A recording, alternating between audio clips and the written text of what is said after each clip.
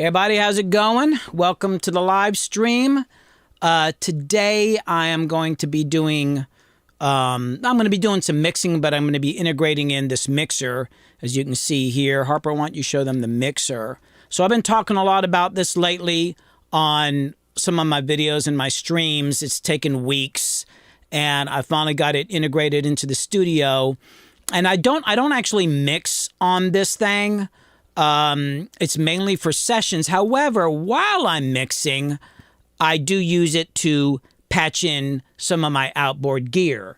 And let's switch over to the Traveler here real quick. For instance, like right here, I love using my Rev 7. This is my Yamaha Rev 7, and it's one of my favorite reverbs. But patching it up to the rig has always been kind of a pain in the butt.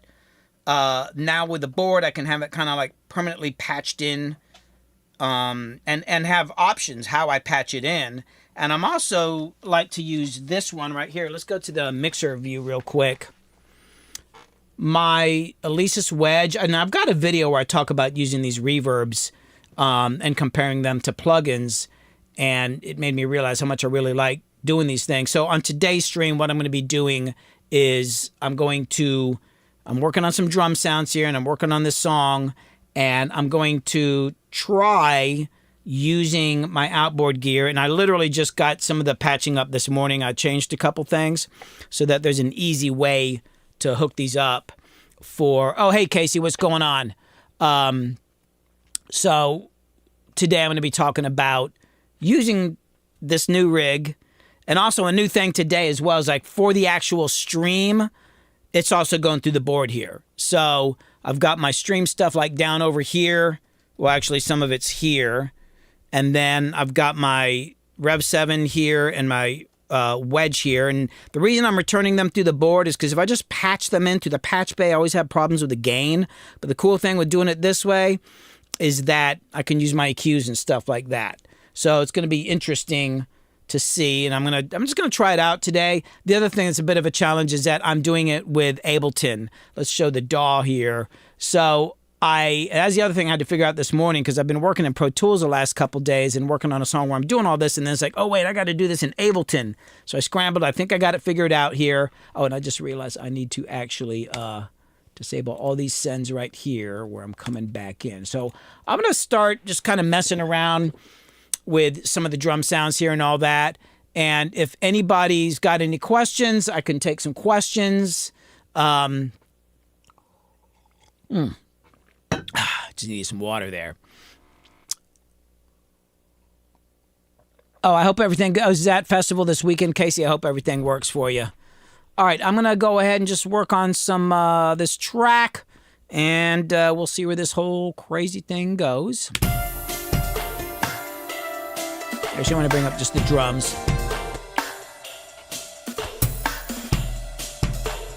So I think like on my snare, I wanted to try some reverb. Let's see which snare. Oh, hold on. Let me see which snare I want to use.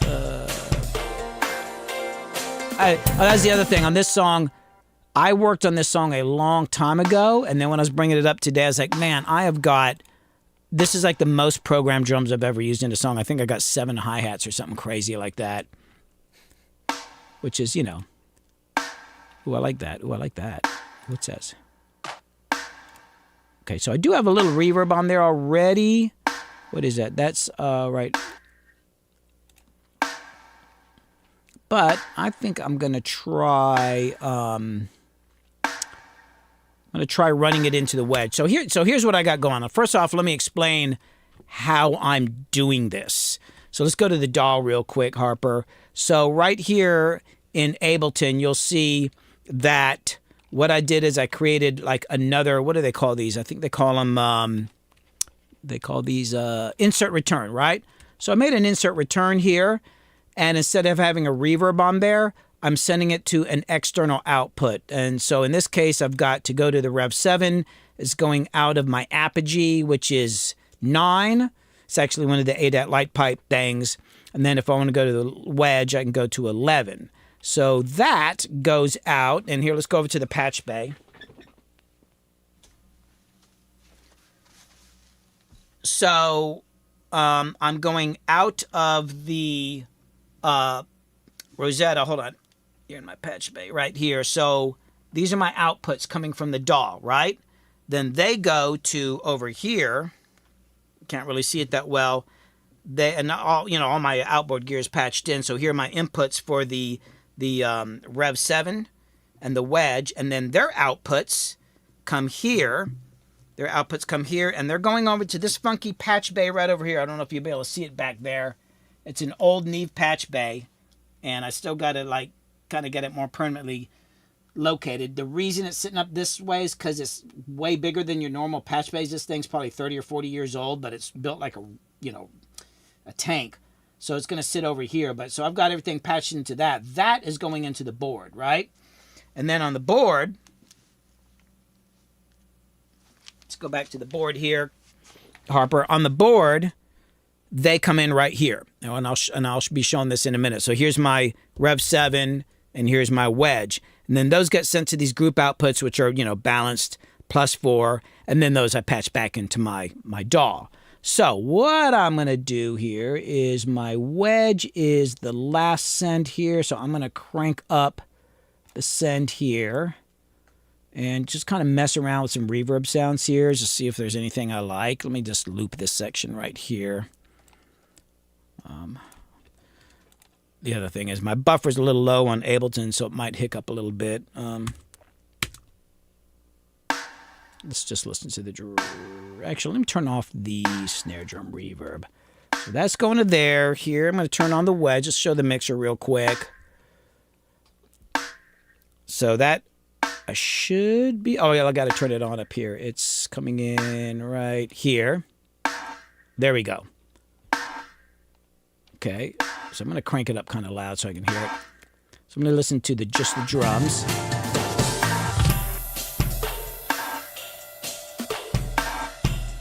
And I'll just try some different reverbs here. Let's look at the mixer. Ooh. That's kind of cool. It's not what I was really thinking I was going to use, but I like that. That's the hall reverb. Nah. That's like a room sound into a flange.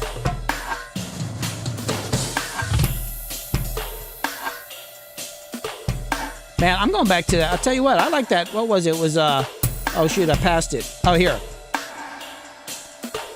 It's a little long here. I'm going to slow down. I'm going to shorten the decay time. So it's like 5-second decay. That's way too long.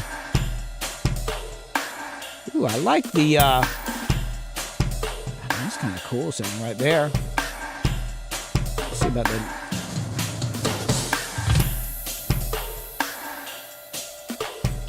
That's cool. Let's hear it with the music.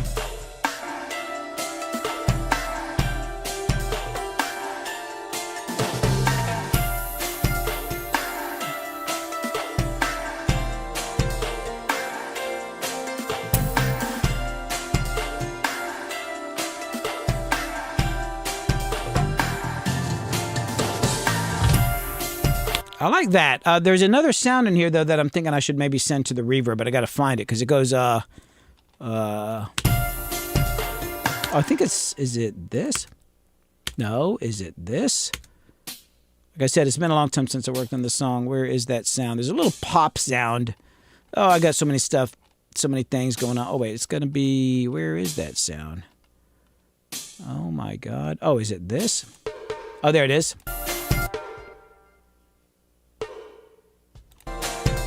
Right. So let's try that one into that reverb too. Yeah, a little bit of that's cool. Here's the drums alone.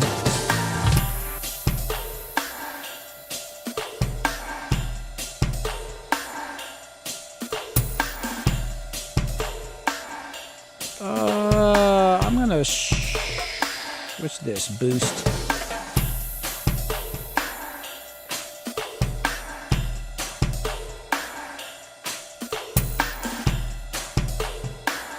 I like that. So now what I do is I can actually print that reverb and then I can use it on something else. I'm going to go with that. So let me go. Let's see. That happens. I'm trying to remember the arrangement to this song. This song's weird. I think I got like one verse and one chorus. I think that's it. So let me just print this reverb. Oh, hold on. Do I hit? Oh, yeah. Oh, hold on. I got to hit record. There we go.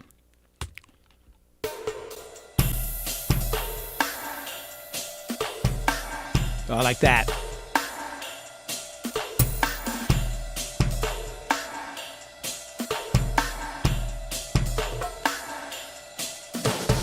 Let's hear it with the music in there.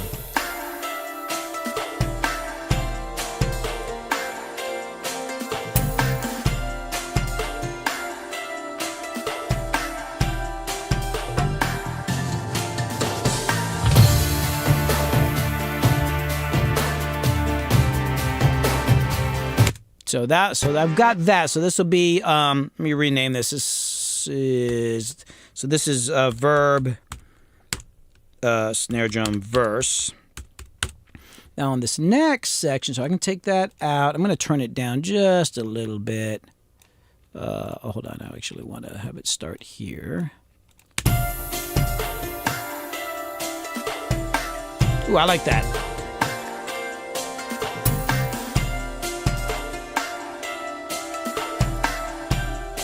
Okay, so now I'm going to go to the chorus. I'm going to loop what I guess this is a chorus. I have no freaking idea what to call this section, but and I want to have something on the kick drum.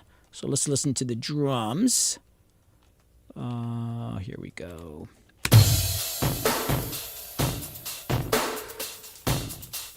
Yeah, I got this funky kick here. I got this like a real dirty kick going. Got a bit of you know what, hold on, I got a bit of I think I'm gonna bring back this distortion just a little bit. Okay, so that's the kick, right?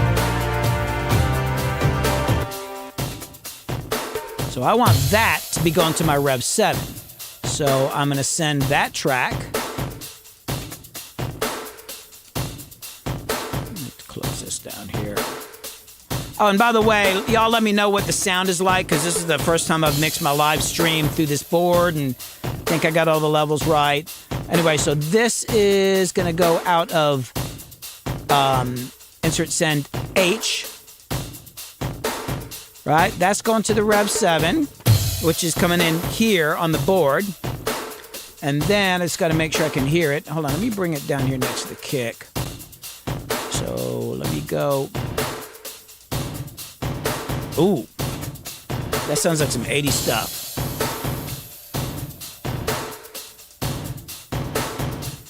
Ooh, I like that. So what I'm going to do is just I'm going to play around with some settings. Let's go over to the Traveler mic here. Camera, I mean. So here, my Rev 7. Let's see if I can get it a little closer down here. I'm gonna try. I like that. I've used this is the gate reverb. So I'm gonna try out some other settings here. That's like a reverse gate.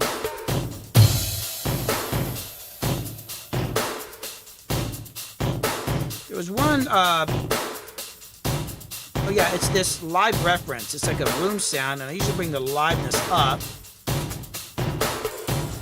I like that. It's either that or the gate. The gate's cool. Where was it? Oh, here it is. Oh no, this one. Let me hear it with the music.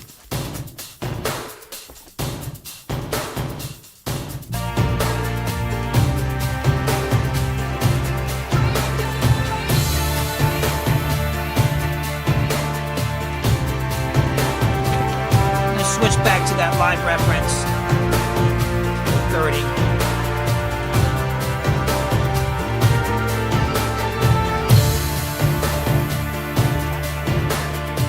Yeah, I've got a mic right here.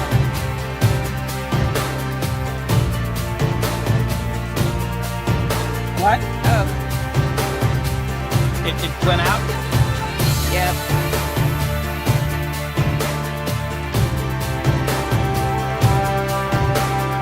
Hold on. Oh, it's back. One more time back to the gate.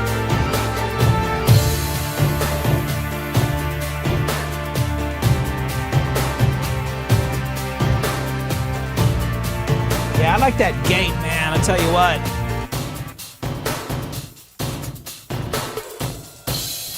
But I do want to EQ it a little bit. So let's go back to the mixer here. So here's my Rev 7 here. I'm going to turn on my EQ for the reverb return. I'm just going to dial back the high end a little bit. And, you know, let me play with it a little bit.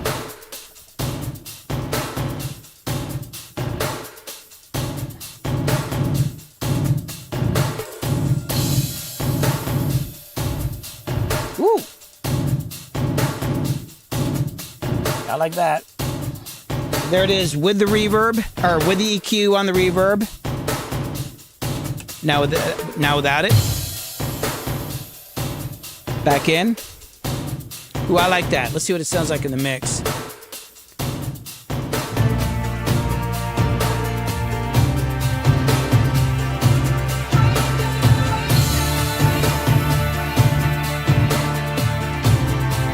So here it is without the Rev 7. Ooh, I do like that. Ooh, I like that. Woo! Woo!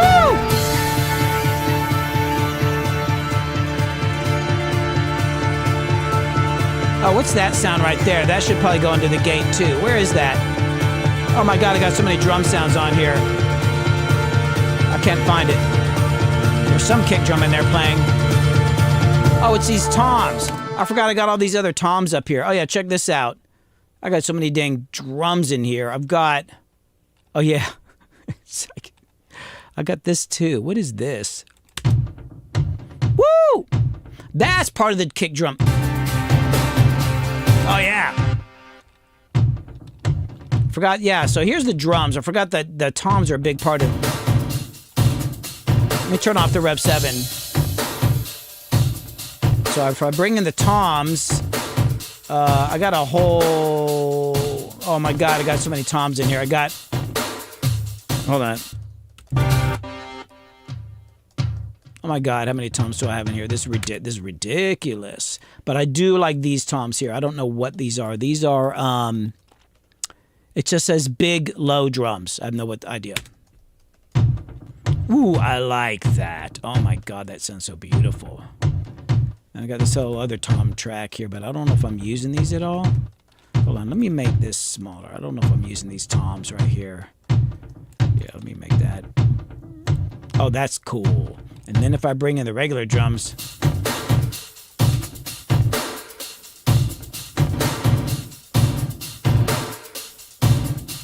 I might put it on these toms too, so if I bring that on the toms, so that'd be like...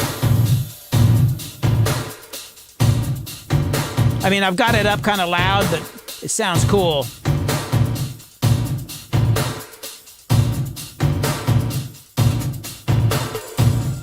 You know, now that I'm hearing that part, I'm going to turn off the Rev 7.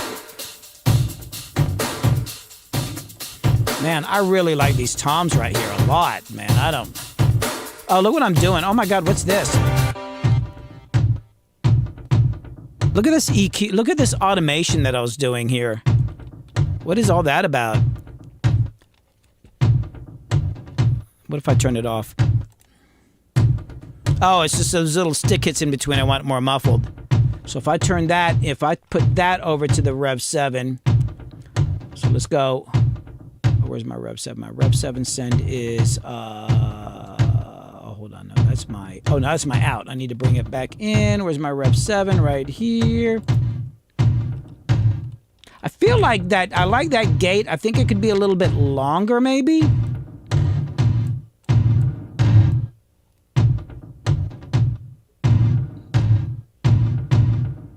I'm going to lengthen it some. Let's go over to the Traveler. I don't even know if you can see the screen. Like this LCD on here is kind of dark. Let's see. You have the 7 on? Oh. Yeah, the LCD on here. Oh man, God, hold on. I did something weird. Oh no, back to live reference. Hold on. It's been a minute since I used the, there we go. So I gotta go to, I go here. I got liveness. That kind of makes it longer. I'll bring that up a little bit. What do we have? Okay, we've got mode 3. Oh no, yeah, there's different types of gates.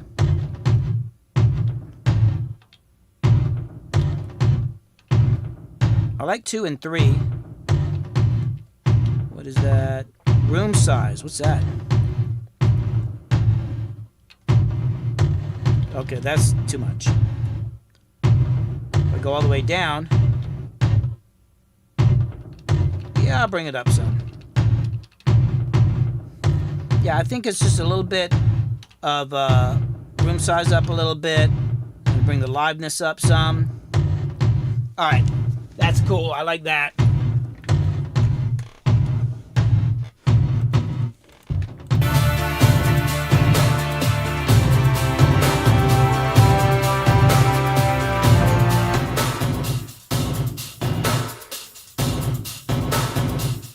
Bring these toms in. Whoa. Okay, now let me check the Rev 7.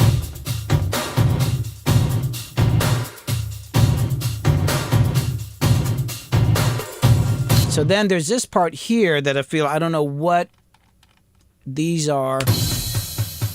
That is,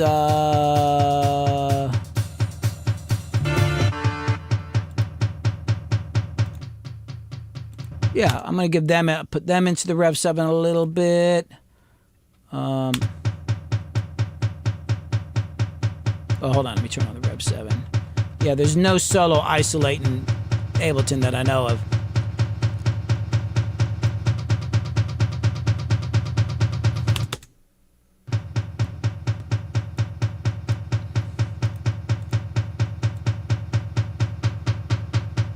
I like that. So then if I go back, let's listen to that section with the music.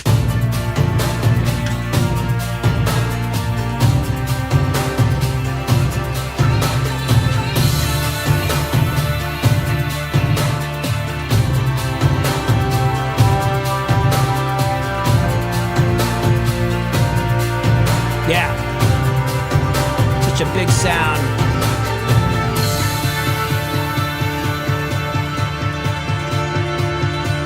Thanks, Roxamo.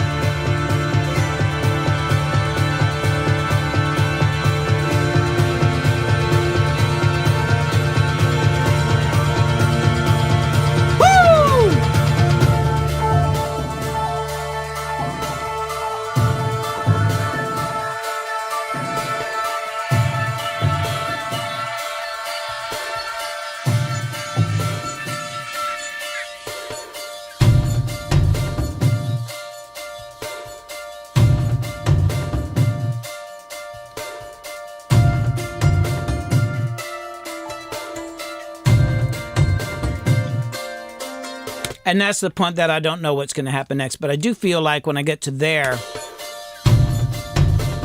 there's like a little backbeat. I think it's this guy. That can come up. Let me just do it like this. Roximo wonders, what makes you want to work on such a huge range of music? You seem to enjoy every single genre. I just like music. Well, not all music. Not really into opera. Bluegrass, I've worked on a bit of bluegrass, but that's kind of like, that's dependent. It's like, sometimes I can work on that. I don't know. If it's good, it's good. I don't know what genre this is. It's just like big. This is a song called Stranger. And I do have a chorus, but I'm going to probably redo the verses. I've got vocals in here, but I got them turned off now because I'm not crazy about some of them.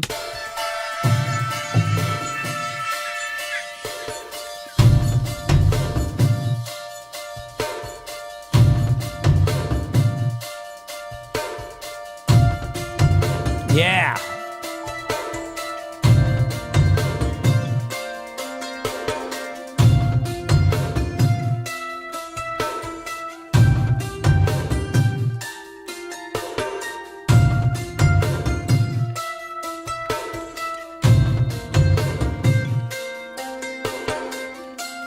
Yeah, I'm not sure I'm going to end the song though, because right there I'm just kind of repeating these hammer dulcimer parts. This, and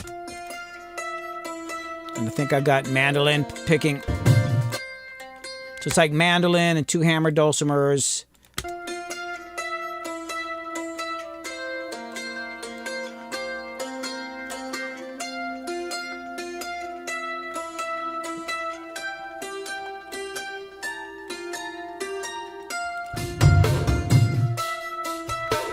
Might be a second verse. I'm not really sure. But anyway, I think I'm going to go back and print the that gated reverb. Let me go back up to, God, there's a lot of tracks in here. What was I thinking? So I'm going to print the Rev 7 from the core. Oh, I think it's right here. I think I got to print it from here. So I'm going to print the Rev 7. Oh, I got to put it in record. Here we go.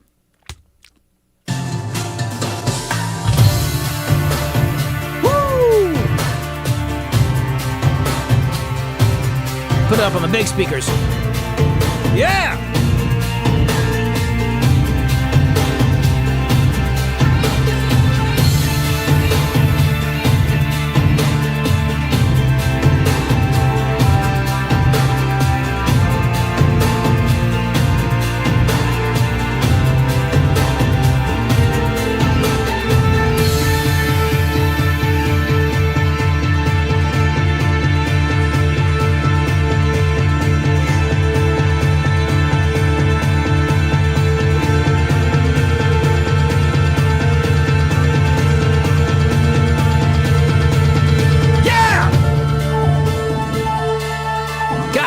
Shit.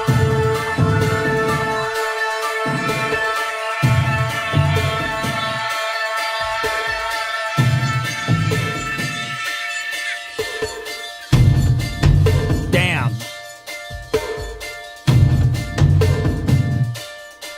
You gotta bring up that. Actually, I want to. You know what? No, I'm going to put a different reverb on. Let me just punch that back in there. Now what I want to do. Let me just go like this. I'll punch that in. Go bump, bump, bump. Punch in. Let me move that to here. And then I got an idea. I know you've heard that before, but I actually do. Here we go.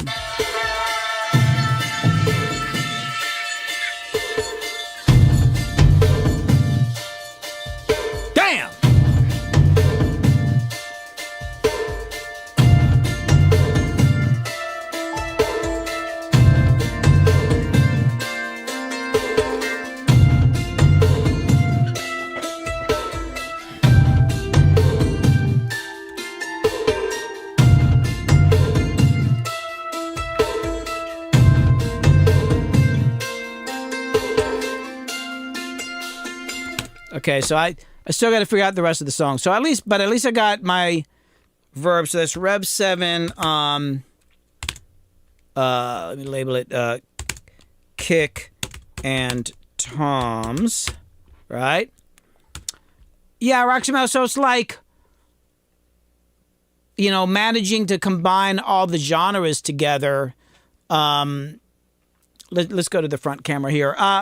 It's like something I started doing forever in music. Like when I was young and I started getting into it, I never thought about genres, so I was always combining them. And then as I got into doing rap music, because I was playing guitar, I just started bringing all this other stuff into those projects. I didn't think like, oh, I'm blending genres, but then I kind of got known for that. It's a little different for me because I've never really been into one style of music. I think if you're versed in one style of music and you're into one genre a lot, it's going to be harder as a producer to figure out how to blend it if you're not really into it. But I got really into country music in the 90s. I was kind of only listening to country music for years. And then I started playing the mandolin. But when I got into rap in the late 90s, early 2000s, it was just kind of like just this drum sounds and all that. And I don't know, I just like all kinds of music. But because the other thing that's big for me is I spent years playing in top 40 cover bands. So because I'd be out, playing at some like a freaking Holiday Inn, bar or whatever. They'd we used to travel to Holiday Inns in the middle of nowhere. But we had to do everything. We'd have to do ZZ Top and Michael Jackson and the Stray Cats and Flashdance and just whatever, country songs. So every week we'd check out the Billboard charts, and whatever town we were in, we would go to the local record store and buy the 45 and learn these songs. And I traveled, back then I traveled around with a record player because this is way back, it was like in the 80s. So I had to learn, this week we're going to learn a new Elton John song. I'm like, oh, okay. And then I had to figure that out. So we would play anything because we were a top 40 band. And doing that for years, I guess a lot of things just kind of got integrated into my mind and my soul. And then I find myself often pulling for those things without even realizing that I'm doing it. And if I stop and think about it, I'd be like, oh, that's because I learned this song or I did this and this and this and this, But you got to listen to a lot of different types of music. And it's probably even good to actually learn how to play some of that stuff to learn how to blend the genres together. So now, I'm gonna turn down that Rev 7 reverb just a little bit here. It's a bit much. Now there's a snare drum sound here. It's this guy. Let me turn this off here. When it gets to here, so this snare drum right here, I think it's an addictive drum, snare drum. This. Now it does it in the first part of the song, but I want, on this part here, I want it to have a lot of reverb. And there's a Rev 7 sound I seem to remember. I think it's number 17. So I'm going to do this. I think I'm going to add another reverb. Why not? Why not add another reverb? I got a million tracks on this song. What the hell? So I'm going to make a track. I'm going to call it Rev 7, and I'm just going to call it 17 because I think that's the number I need, and I usually make that blue. And the input for Rev 7 is what? My input, so it's 9 and 10. So I'm coming in 9 and 10. That's coming into my Apogee converter. And I have to disable all these sends. It affects the latency. Okay, so now I'm going to, let me solo up my drums here. So in this section, I'm going to loop this. And I think it's like right here. Oh, I got wait, what is that?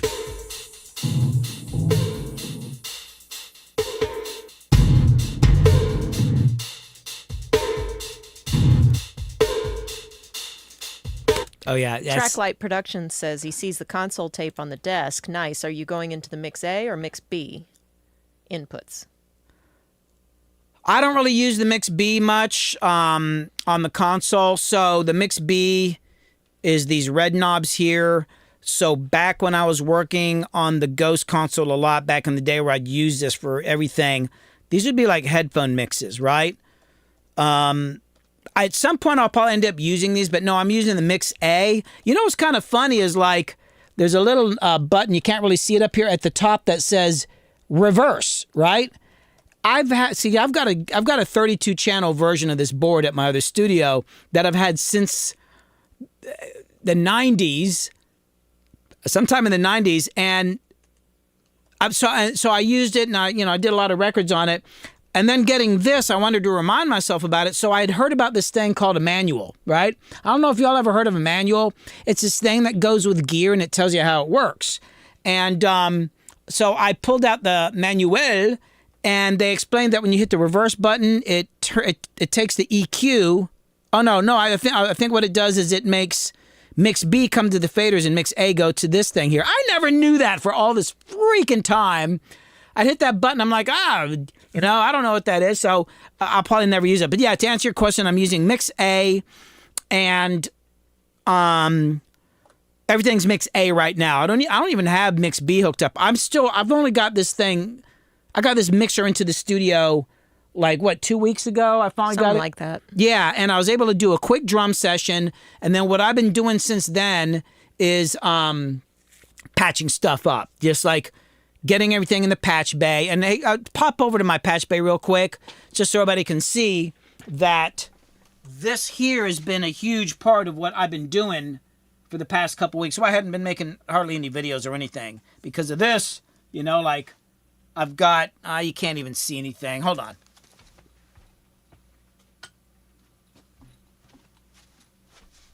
So I got everything coming in the patch bay. Here's my Universal Audio Apollo inputs here. These are mic pre's. These are all mic pre's and compressors right here. My API lunchbox. It doesn't make a lot of sense. The Rosetta's over here, not next to the Apollo Adventure. This is modular, so I can actually move these patch points, and I might move them over there. This is actually my vocal booth right here. This is from my amp room. This is like something that I made using these old Neve patch bay modules. It's solid as hell. And then underneath here, I've got my Universal Audio interface outputs, my Rosetta outputs. These aren't even labeled. I got to memorize. I got to put labels on here. There's some more mic pre's here.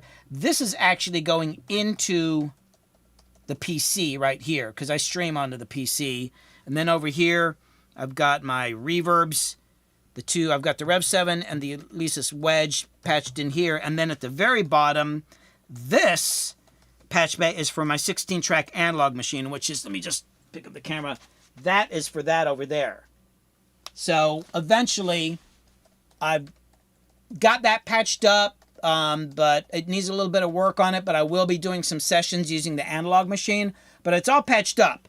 It's like ready to go. I just got to get some work done with the heads and some other stuff that's really technical, and it's been explained to me, and I have no freaking idea what these guys are talking about. But anyway, that's kind of what's going on with the mixer here. Saxon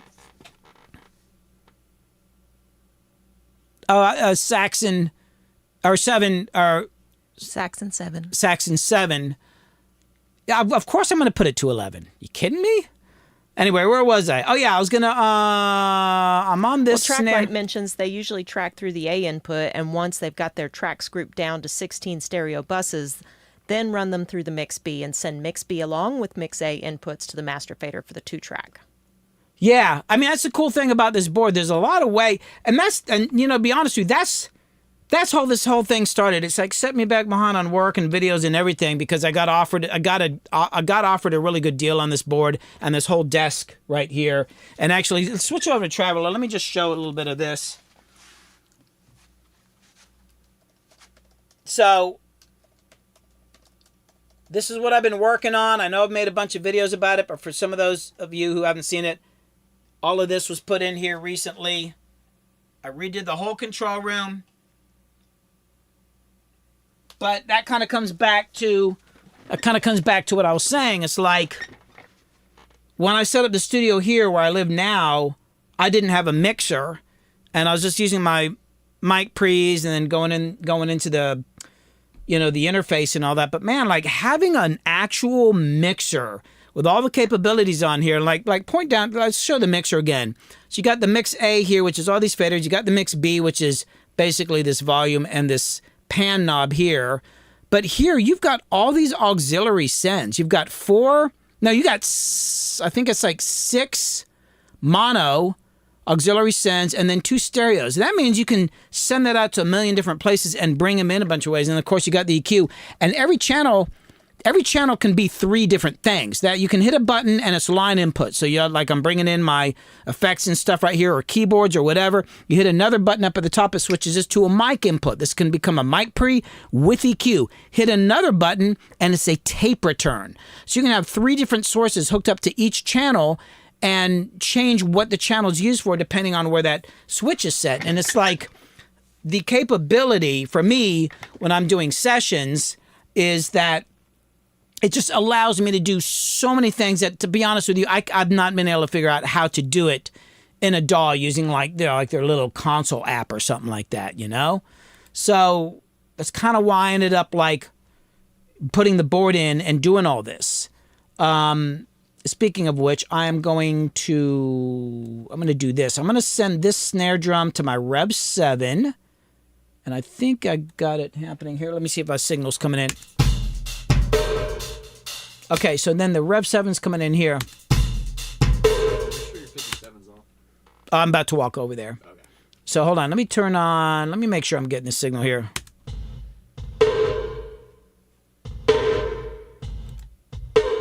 All right, so I'm going to go, let me go over to the Rev 7. I'm going to look for this reverb sound. Says you can split the EQ between A and B. The shelves will go to mix B, and the parametric that's right. mids go to A. That's right. You're totally right. I forgot about that. Hold on, let me get the... Okay, so there's a sound on here.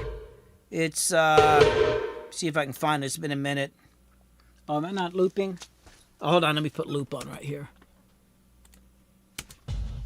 Let me go, I think it's number 17. I used this a lot back in the 80s. That sucker right there. I love that. It's a little long. I'm going to shorten it just a little bit. And then...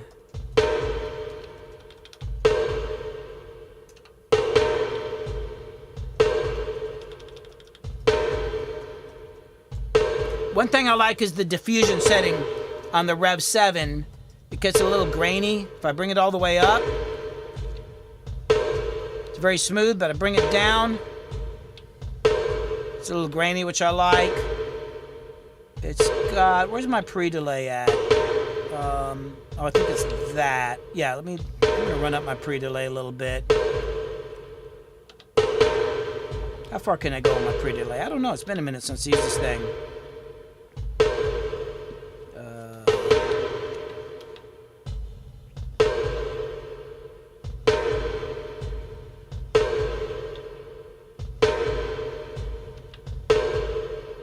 Is it doing anything?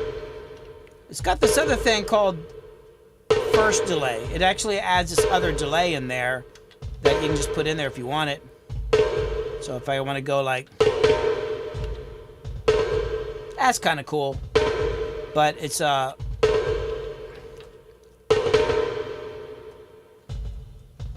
think actually I kind of liked it.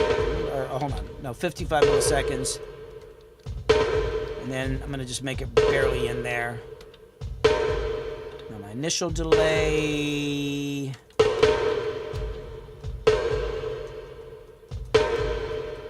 But I love this particular reverb on here. So now it's coming in right here on the board. And then that is going back into the DAW here. So that's on this snare drum here. So now in the music...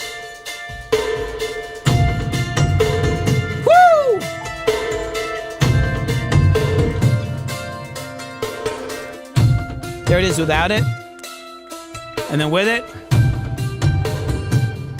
just takes up so much, just fills that space.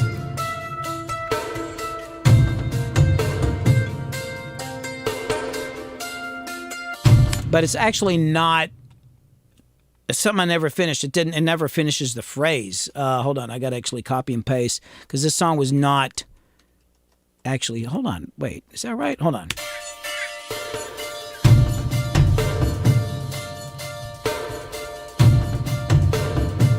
Oh yeah, and then there. So then I gotta make this longer.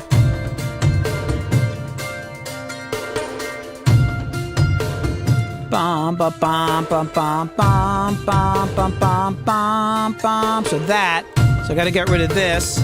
Yeah, I want that to go around twice. So let's go.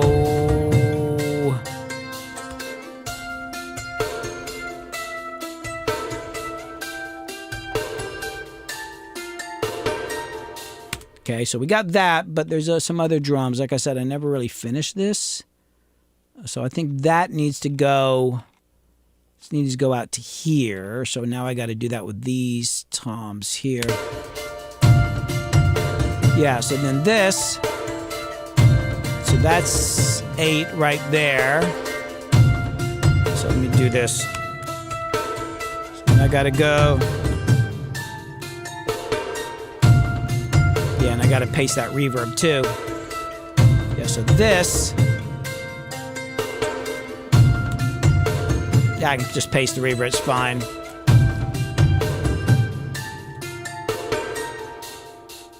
And then I'll figure out the rest of the song later, but I'm gonna go ahead and I'm gonna paste, or I'm gonna record in this reverb on the snare drum. Let me just play it one more time.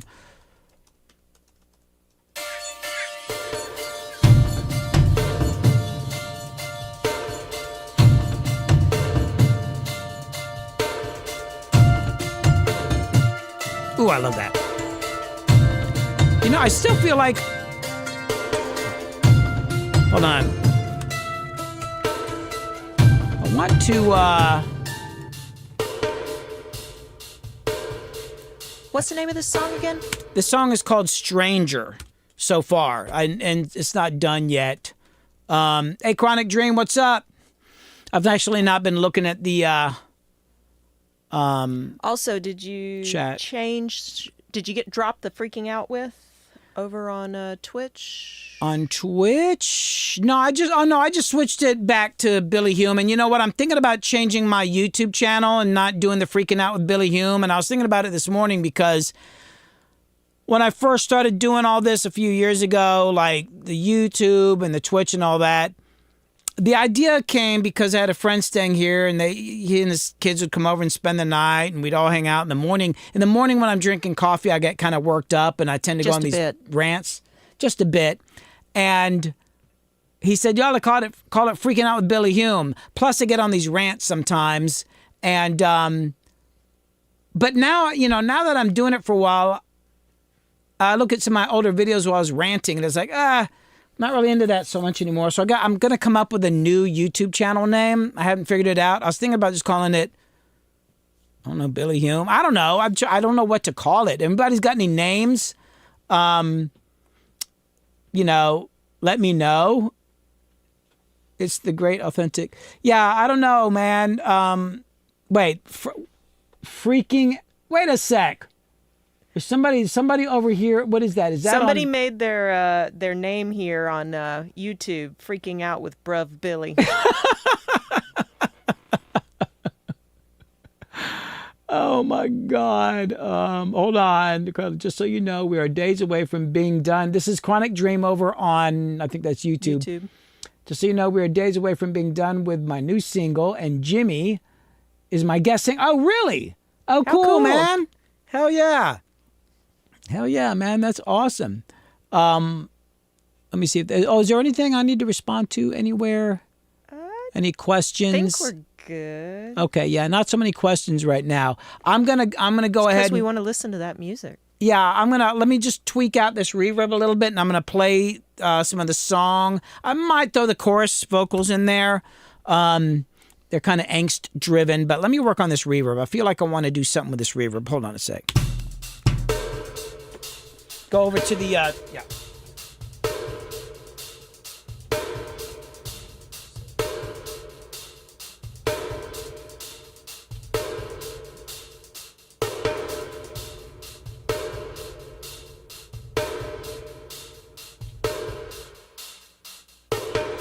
I like having that.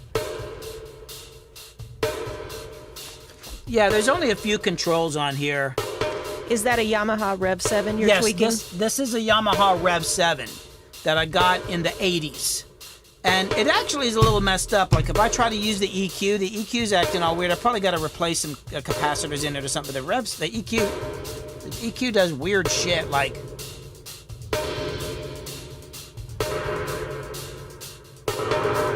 I love that it's got an EQ on it, but it acts a little different on the left and the right. So I can't always use it, but I do like using it. The high end acts strange. What's going on with the high end up here? Like the high end, I don't know what the hell's going on. It doesn't work. I normally just keep it turned off. Chronic Dream suggests if you play this song live, he hopes you can play a John Denver folk style acoustic guitar, because this is a cross of that and 80s synth music. Yeah, it's definitely a mixture. It's all sorts of crazy stuff on here. Okay, so I think I like that reverb. All right, so I'm gonna go ahead and record that reverb in. So that is this one snare drum going into the Rev 7. Here we go. So I'm gonna take it back a little bit, punch it in.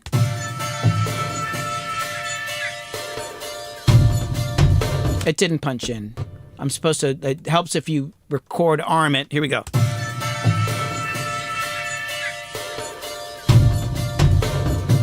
Wait, I think I got too many things. I got something else going over to the Rev 7. Hold on.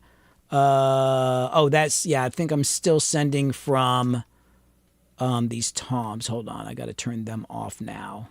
That's one thing about this. Hold on, oh, it's these. I can turn these off. I'm gonna disable that one, send. And I think I might also still, well, hold on, let's just see.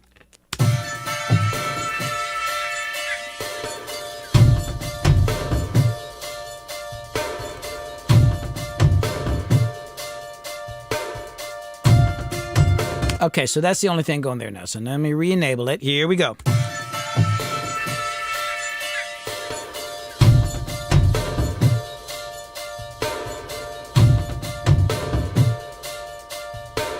Seems like I'm getting, go to the mixer real quick. Feel like I'm getting the levels a little louder on the right, so I'm going to adjust it here on the board some. There, get to the mixer. Yeah. Oh, you know what? I'm going to bring this. I got some EQ on there. I'm going to change that a little bit. Oh, actually, Chronic Dream was suggesting you play that kind of a guitar part on his song. Oh. I missed it. Wait, he's saying.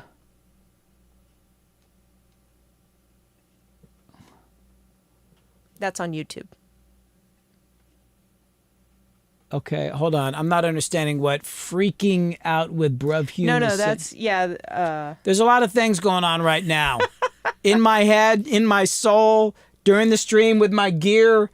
I got too many things passionate. Like I said, there's like 3 or 4 things going on right now during this live stream I've never done before. And some of it, I was literally soldering cable this morning because the way I do all this is I've got all the music stuff's on the Mac. And then all the streaming stuff is on a PC, all the cameras and all that. So I just send a stereo line from my Mac into the PC. But all these microphones, like before I had a crazy setup, I was like, oh, I want to get my PC, the input to the PC in the patch bay. So it's all right there. And then this morning, it's like I had no cables long enough to reach all the way across. So I was like, 2 hours before the stream, I'm like, oh my God. So I'm in there soldering cables. And I did it and I got them in. But it's kind of like everything's kind of balancing here. And but I'm also, the live stream, I'm actually mixing on the board here. So I've got all my live stream here, and then I got my reverb returns here. I think I'm going to move my reverb returns over here. I got to find a better organization. It's working, but I think I'm going to end up putting my reverbs over to the right, which is how I used to mix on an SSL back in the day when I was mixing in studios with SSLs. I always keep my reverbs over on the right side of the master fader. So I think that's what I'm going to do because I'm just worried I'm going to be messing around here and then I'm going to end up messing up something from the live stream over here. Anyway, enough talking. Let me punch in the snare drum reverb.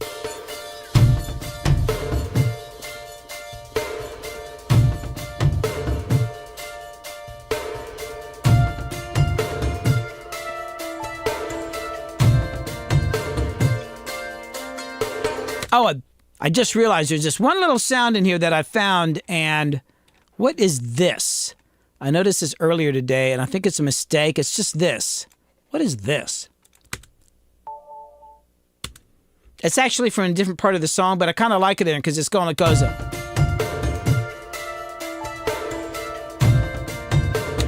I just left it in there. I liked it. Okay, back to what I was doing. I'm just getting distracted as usual. Hold on.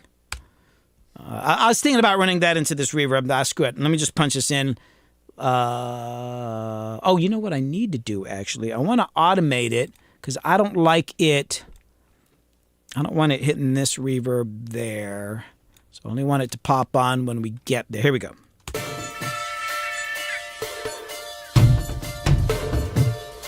I mean, maybe it should be on this section here because it goes...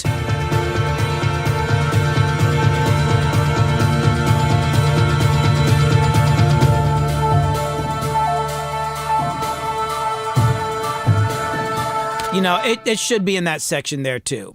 It should be in that section. What am I thinking? What am I thinking? I'm going to punch it in right there instead. Hold on. Here we go. It should be from there. Like, let the reverb sing. Don't hold back the reverb. Here we go.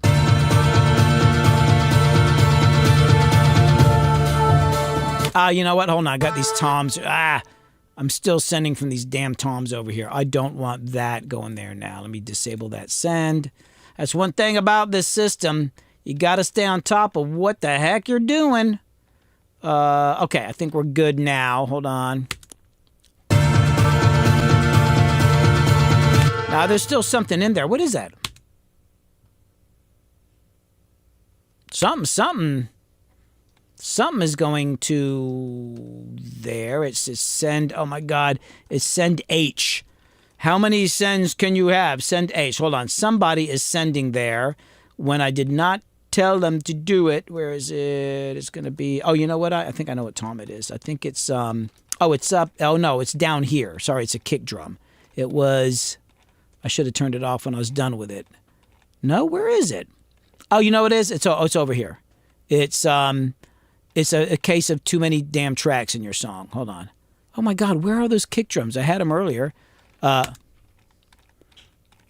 geez. Hold on, folks. Sorry about this. The case of too many damn tracks in your songs is something that you have chronically.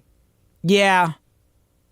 Where is it? I was literally just working on this earlier. Where is it? It's not down here. It's not down here. We got the EBOs. You know, we got our EBOs. How many things can you put in a song? Well, we got EBOs.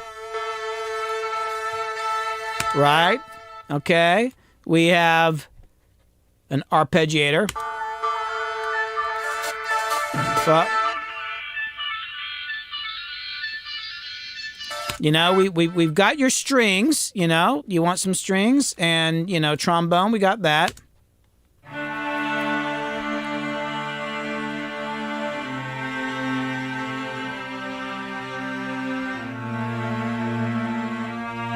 If I could just find these damn kick drum parts, though. I was looking at them earlier. Where are they? It was just a bunch of dots. Hold on. That's hi-hat. Kick.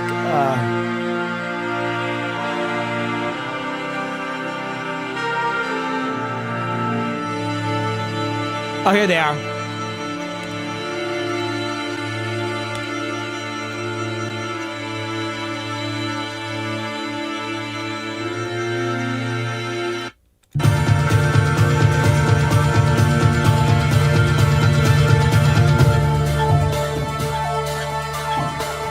This shit. Okay, let me. Okay, now I think I can print the reverb. Here we go. Now something is still freaking sending there. Come on, man. There's that. Oh my God, where is it? I thought I turned it all off. All right, I'm gonna have to do it with it soloed because that's driving me nuts. Let me record it because if it's soloed, it should not send. Right? That's right. Here we go. Just gonna do it that way.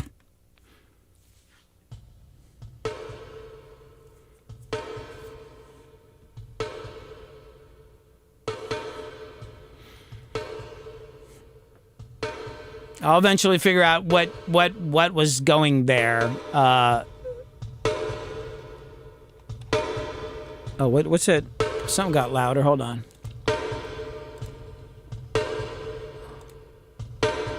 Oh, hold on. I actually want that snare to be louder there. Let me bring this up a little bit. It can pop up a little bit on that. Oops. It can pop up on that section. Hold on. So this, like, so when it's playing, it's like at 9. Yeah, I'll bring it down like around 12. Here we go.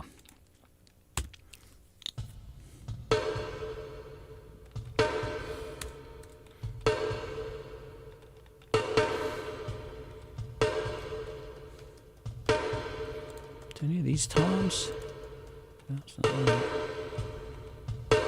Somebody else is going there. I just hadn't been able to figure it out.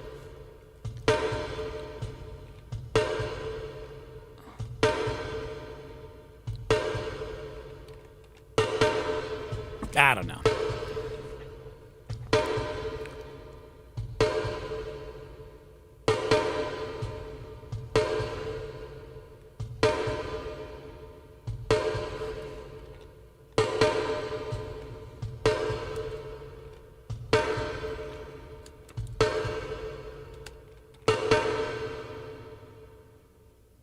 Whoops. That was supposed to carry out. Did it carry out?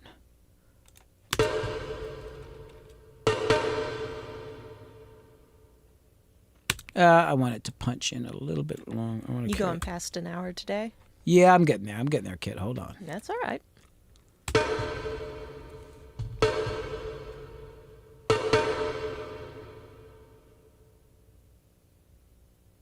Man, tell you what, I really have been missing that sound of that damn Rev 7, man. I tell you what, this is the first time I used it. I used it earlier this week for a client. It's the first time I've been able to use it on my own stuff, but I've been thinking about it for years, and here we are. Now I'm able to use this thing. Okay, so now let me go back, and I'm going to play from the beginning, and I'm going to go ahead and bring in my chorus vocals. Where are they?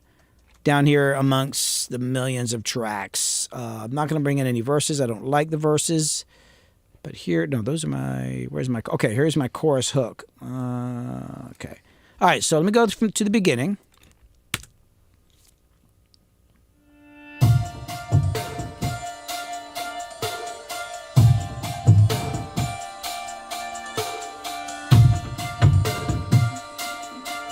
Hold on. Sorry to stop. I like these. What are these background sounds? Is that the... Oh, that's my dulcimer.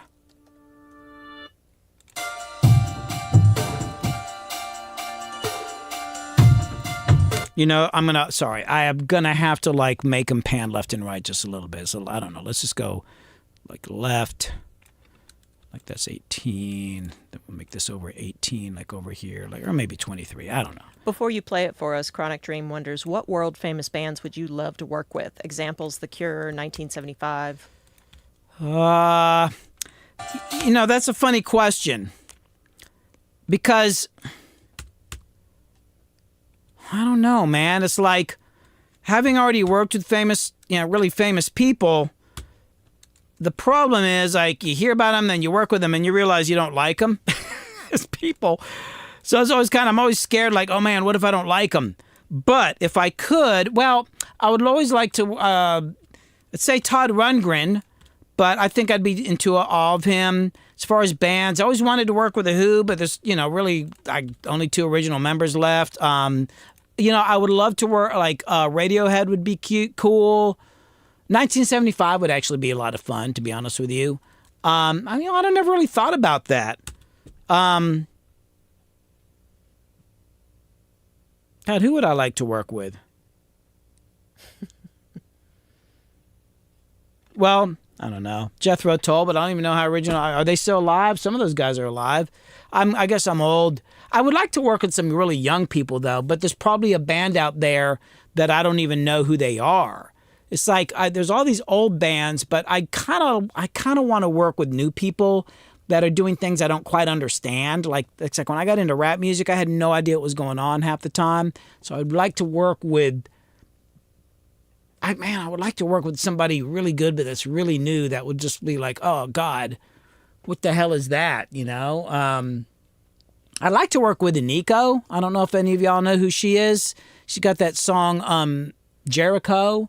Really like her stuff. She's out touring right now, and I remember hearing about her a couple years ago on Instagram before she blew up. I really like her stuff a lot. She'd be cool to work with, I think. But yeah, it would be newer people, not necessarily a band, probably an artist. But I just kind of want to be. I'd like to be challenged. And no. Section 7, no. It's probably no more rap stuff, and probably not any older rap stuff. There's a group out of Texas called, I think they're out of Texas called, is it Paris, Texas is the name of the band? And it's this weird indie rock punkish stuff. And sometimes it just kind of sounds like crap and it's out of tune, but it's kind of intriguing, Somebody like that might be interesting. I would love to work with Harry Mack. He interviewed me a couple of years ago. I actually hit him up and messaged him, and he's like, yeah, man. But he's really busy right now, and I think he's already been working with some other people. So it's man, I'd love to work with Harry Mack. But I think right now the thing is, the problem with working with famous bands, that bands have already been famous, there's a certain amount of expectations from people that they're going to expect a certain thing, and the artists themselves, to be honest. And I don't know about any of these particular bands we've been talking about, but when somebody becomes very famous and very successful, for a lot of them, and I've seen this, they become actually more cautious because of the expectations. But if you're working with a newer artist that's really got a lot of talent and some interesting vision, but they're also not afraid, it gives you the ability to try some stuff. Like when I first started doing rap music, I was working with Little John, Yin Yang Twins, Bone Crusher, all these people. They were not super famous yet, so they're willing to take a lot of chances.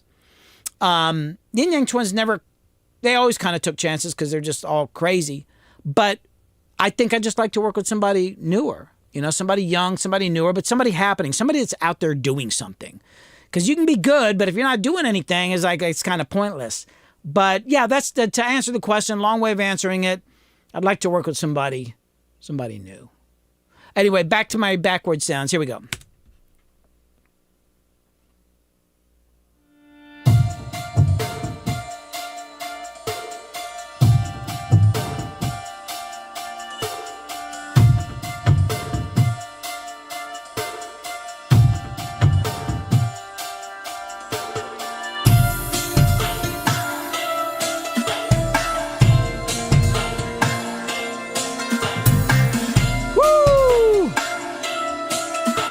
Oh, why did it stop? God dang it, that was me.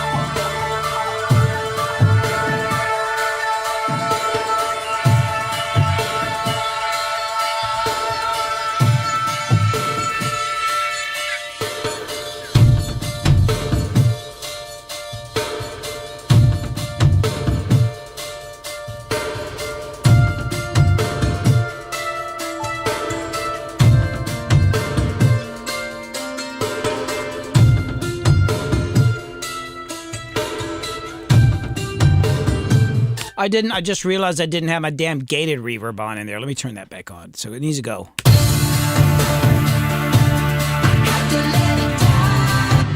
And also, I realized since I switched this over from my old rig, some of my reverbs aren't working. Like on my vocals, I'm supposed to be using a reverb. There's no reverb on my vocals in the chorus. Hold on. Oh my God, I got so many vocals in here. Okay, it's here. That's sending to F this. Oh no, that's... Wait, where's my... Oh my God. That's A, B, C, D. D says verb fiddle, but I think it's supposed to be... Hold on. Let me solo this up. There is some delay on it, but I think I think it's this thing here. It's like... When did you do these vocals? Oh, I did these vocals it was a while ago. I never could comply with walking through my life as a stranger.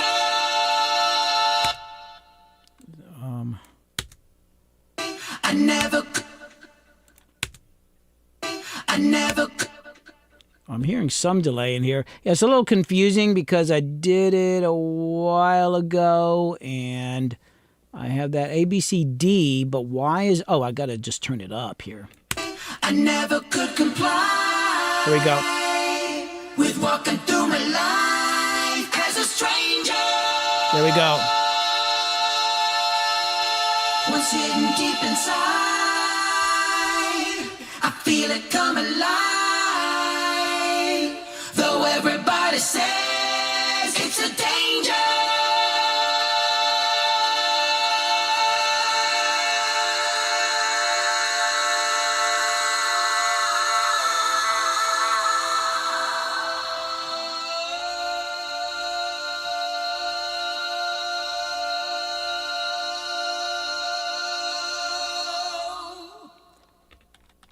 Yeah, if I take a big breath, I can hold some notes out. So here it is with the vocals, with reverb.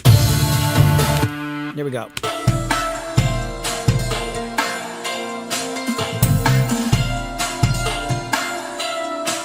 Thanks, Chronic Dream.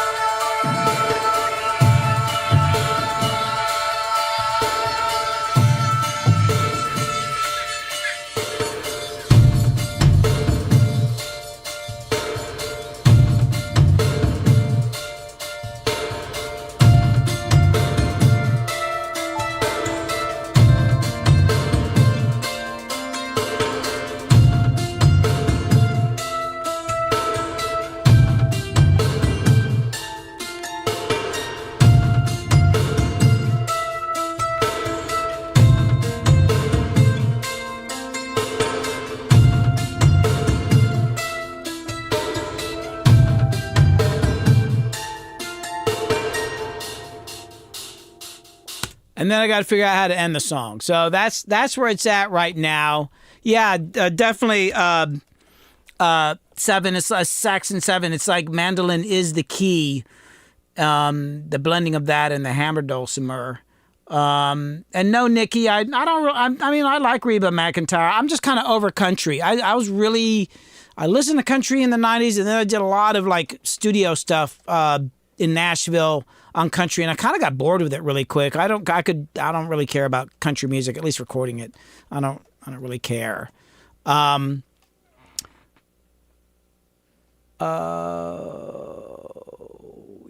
man. What's so Mix Club? What your old T-Bone? What's that? Is that like, what is that? Thinking about tracking it. I don't know what that is. And thanks, Chronic Dream, for the compliment on the drums. Yeah, these drums are banging, man. Banging. I just got to figure out what to sing in the verse, or maybe I'll bring in a guest, because like this is from my album, and I'm having a lot of guests on the song, so I might throw this out to a couple people and see what they write for the verses. Hybrid country is the near-term future. Yeah. My problem with country is it's very formulated. There's not a lot of, in my opinion, people taking chances with it, and I get bored with music that I can't take chances with. I want, it's like I want to try something different, and I don't like sticking to formulas, I like Irish music. I do. Don't know much about the Pogues. Pogues, I think that's how you say it. Haven't listened to them that much. I always really liked Proclaimers. The Proclaimers. Fucking love the Proclaimers. They had that song, I Would Walk 500. And it's actually their worst song on the album. The rest of the album is just genius and beautiful. We should actually drive around in the car and listen to that thing. I'm on. Okay. Kit says she's on. We'll go drive around and listen to Proclaimers. Like, that was a big part of our early romance, listening to that album. That one and that Neil Young album. Oh, and Katie Lang. Okay, wait. So acid country line dancing is commulant. I don't even know what that means. Acid line dancing. Does that mean that you take acid and go line dancing? Then that could be interesting. Might be a little weird if that's what you're saying. Brit country. I didn't really think about there being such a thing as Brit country. Yeah, it's interesting. Like when I was working in Nashville, some of the musicians were from like overseas, and there's this one guy, a banjo player, who was from Russia. And then there's a guitar player, Solomon Oldfield, or I can't remember. He played on some fucking amazing guitar player who's from England. There's a lot of people that are into country music coming. They're not just, people from the South or America or the Midwest. There's people from all over the world. I don't know. It's just,